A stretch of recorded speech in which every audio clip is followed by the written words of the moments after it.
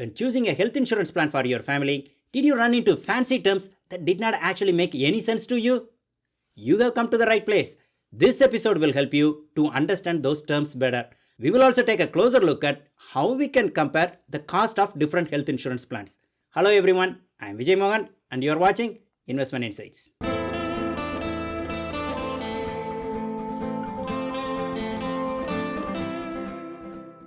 Let's start with premium. How much money do you pay for your family's health insurance? That amount is the premium. You might pay monthly or bi-weekly through your paychecks. Many don't even realize how much money they are paying for their health insurance.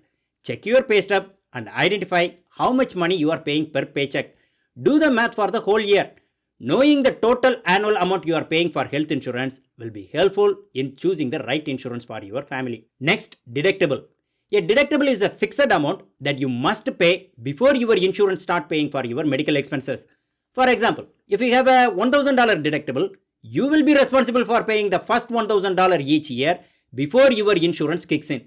Up until you meet your deductible limit, insurance won't pay a single penny for your medical expenses. This is something that you should remember and be prepared to pay out of your pocket every year. So if a plan has a higher deductible, the cost of insurance should be cheaper, right? That means you will pay a lower premium for it. So high deductible, low premium. Low deductible, high premium. So when you choose a health insurance plan, you should not just compare the premiums that you pay for them. You should also compare the deductibles. So from the cost perspective, a total of the annual premium and the deductible across different plans would be a fair comparison. What happens after you meet your deductible? Would the insurance cover all the medical expenses for the rest of the year? Sadly, no. Here comes the next term. Coinsurance. After you meet your deductible, your insurance will start covering only a portion of the cost of your medical expenses. The rest is on you. It is called coinsurance. If your insurance plan has a 80-20 coinsurance, it means that your insurance company will pay for 80% of the cost of your medical expenses and you will be responsible for paying the other 20%. Let's see this through one example. Your deductible is $1,000. You have 80-20 coinsurance.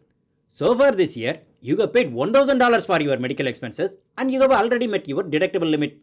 Now you are going to see a doctor who charges you $500.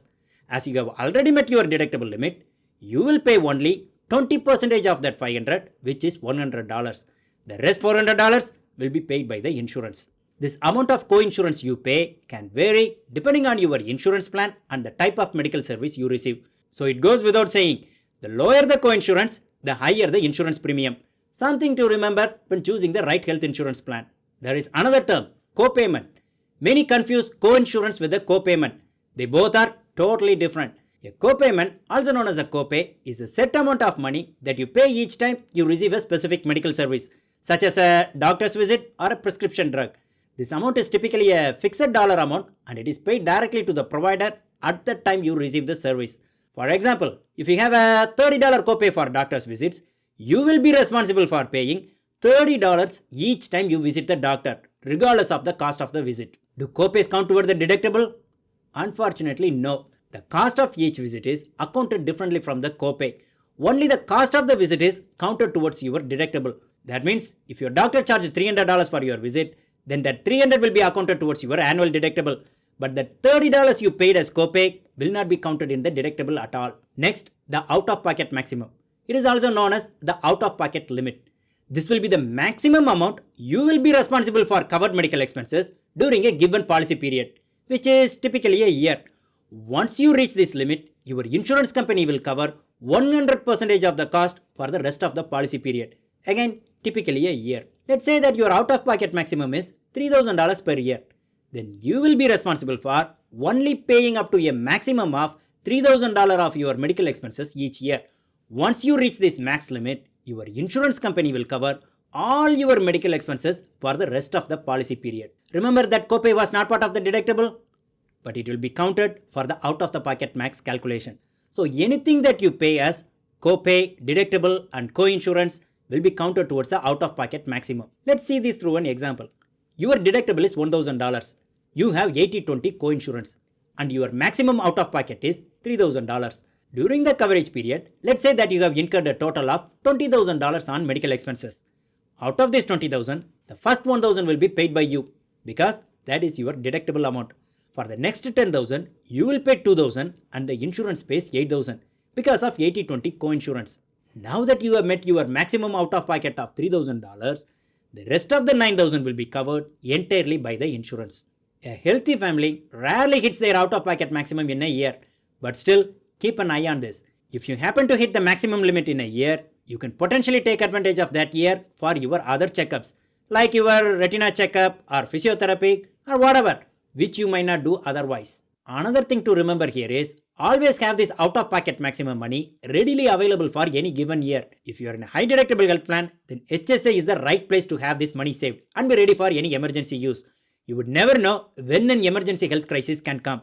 It is better to be ready to meet the out of pocket maximum. So for comparing the cost of different health insurance plans, these are the most important numbers that you need to be aware of. Premium. How much you are going to pay to get the health coverage. Deductible. How much money you need to pay before your insurance kicks in. Coinsurance. What percentage of the money that you need to pay for every medical service. Copayment. How much money you need to pay for each doctor visit. And the out of pocket maximum. The maximum amount that you could end up paying in a year. Let's take a look at an example comparison. Two different plans, Plan A and Plan B. Both cover similar needs, but the cost is different. Plan A has a deductible of $3,000 and an out-of-pocket maximum of $6,000. Plan B has a deductible of $4,500 and an out-of-pocket maximum of $8,000. The co-insurance is 20% and the co-payment is $30 for both plans. Just from these numbers, we can clearly see that Plan A is better than Plan B. And so Plan A's premium is $5,573 and Plan B's premium is $3,743 per year. To compare these two plans, let's run through three different scenarios. Scenario 1. Your annual healthcare expenses are $10,000 per year on average. So you are expecting to have the same $10,000 this year as well. So for Plan A, you would have paid $3,000 for the deductible, $1,400 for co-insurance, and let's say that you have 10 doctor visits that year. So a total of $300 for co-payment. Adding the premium $5,573 you paid for the coverage, you would have a total healthcare cost of $10,273 for Plan A. For Plan B, you would have paid $4,500 as deductible, $1,100 as co-insurance, and $300 for co-payment. Adding the premium $3,743, you would have a total healthcare cost of $9,643. Plan A looked good on paper, but when we add the premium cost we pay for the insurance, Plan B looks better now. What if your total health expenses are $20,000? Plan A total cost comes out to be $11,573 and Plan B $11,743. Plan A is coming out to be a little better in this scenario. What if your total health expenses are just $5,000? Plan A is $9,273 and Plan B is $8,643.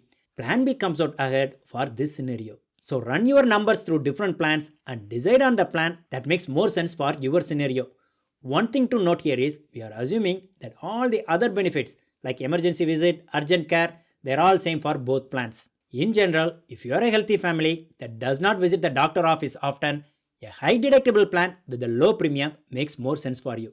That is all folks. Hope this is helpful. See you all soon in another episode. Thank you.